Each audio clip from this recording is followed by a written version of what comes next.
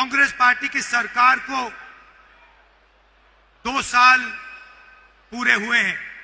ಕರ್ನಾಟಕ ರಾಜ್ಯದಲ್ಲಿ ಕಾಂಗ್ರೆಸ್ ಸರ್ಕಾರ 2 ವರ್ಷದ ಅವಧಿನ ಈಗ ಪೂರ ಮಾಡಿದೆ। और हमने चुनाव के समय आपसे वायदे किए थे। ನಾವು ಕೂಡ ಚುನಾವಣೆಯ ಸಂದರ್ಭದಲ್ಲಿ ತಮ್ಮೆಲ್ಲರಿಗೂ ಕೂಡ ಹಲವಾರು ಆಶ್ವಾಸನೆಗಳನ್ನ ಕೊಟ್ಟಿದ್ದೆವು। 5 ಗ್ಯಾರಂಟಿ देने के वायदे किए थे। 4 ಗ್ಯಾರಂಟಿಗಳು ಕೊಡುವಂತ ನಿಮಗೆ ಆಶ್ವಾಸನೆ ನಾವು ಕೊಟ್ಟಿದ್ವು।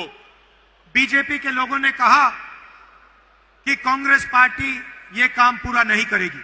ಬಿಜೆಪಿ ಪಾರ್ಟಿ ಅವರು ಹೇಳಿದ್ರು ಕಾಂಗ್ರೆಸ್ ಪಕ್ಷ ಕೊಟ್ಟಂತ 5 ಆಶ್ವಾಸನೆಗಳನ್ನ ಯಾವುದೇ ಕಾರಣಕ್ಕೂ ಅವ್ರ ಕೈಲಿ ಈಡೇರಿಸಕ್ ಸಾಧ್ಯ ಇಲ್ಲ ಅಂದ್ರು। प्रधानमंत्री ने कहा कि ये काम नहीं किया जाएगा।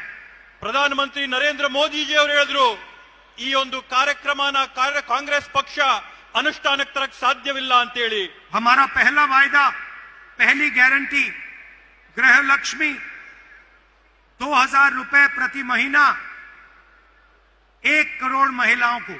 ನಮ್ಮ ಮೊದಲನೇ ಆಶ್ವಾಸನೆ ನಾವು ಕೊಟ್ಟಂತ ಮೊಟ್ಟ ಮೊದಲನೇ ಗ್ಯಾರಂಟಿ ಗೃಹಲಕ್ಷ್ಮಿ ಯೋಜನೆಯನ್ನ ನಾವು ಘೋಷಣೆ ಮಾಡಿ ಕರ್ನಾಟಕ ರಾಜ್ಯದಲ್ಲಿರ್ತಕ್ಕಂತ 1 ಕೋಟಿ ಕುಟುಂಬಗಳ ಮಹಿಳೆಯರಿಗೆ 2000 ರೂಪಾಯಿನ ಪ್ರತಿ ತಿಂಗಳು ಕೊಡಂತ ಘೋಷಣೆ ಮಾಡಿದ್ವು। आज मैं खुशी से कह सकता हूं कि करोड़ों महिलाओं के बैंक अकाउंट में कर्नाटका की सरकार ये पैसा डालती है।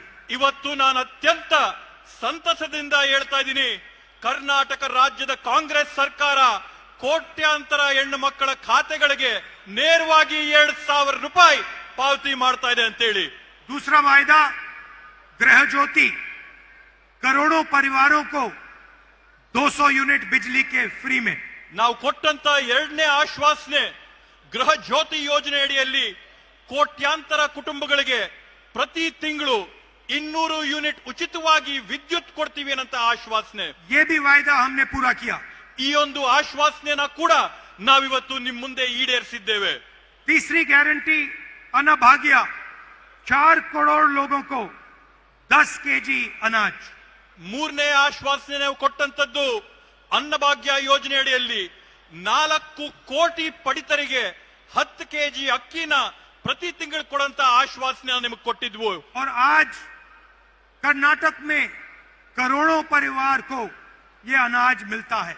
ಇವತ್ತು ಕರ್ನಾಟಕ ರಾಜ್ಯದಲ್ಲಿ ಕೋಟ್ಯಾಂತರ ಕುಟುಂಬಗಳು ಇವತ್ತು ಈ 10 ಕೆಜಿ ಅಕ್ಕಿಯ ಸೌಲಭ್ಯನ ಪಡ್ಕೊಂತಾ ಇರ್ತಕ್ಕಂಥದ್ದನ್ನ ನಾವು ನೋಡಿದ್ದೇವೆ। चौथा वायदा शक्ति योजना, जिसमें हमने गारंटी करके कहा था कि महिलाओं को बस में जाने के लिए पैसा नहीं देना पड़ेगा, महिलाएं फ्री में बस में घूमेंगी।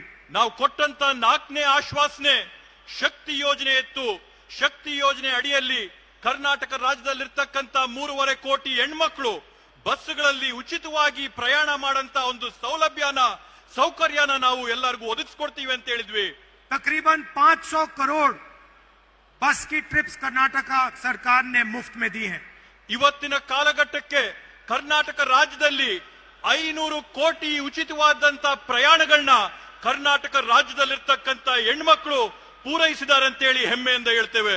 और 5वां वायदा युवा निधि स्कीम, जहां हम 3 लाख युवाओं को महीने का 3000 रुपए देते हैं। 5ನೇ ಯೋಜನೆ ನಾವು ಹೇಳಿದ್ದಂತದ್ದು ಯುವ ನಿಧಿ ಯೋಜನೆಯಲ್ಲಿ ಕರ್ನಾಟಕ ರಾಜ್ಯದಲ್ಲಿರ್ತಕ್ಕಂಥ 3 ಕೋಟಿ ಯುವಕರಿಗೆ ನಾವು ಪ್ರತಿ ತಿಂಗಳು 3000 ರೂಪಾಯಿಗಳನ್ನ ಅವ್ರ ಖಾತೆಗೆ ಪಾವತಿ ಮಾಡುವಂತದ್ದು। हमने आपसे कहा था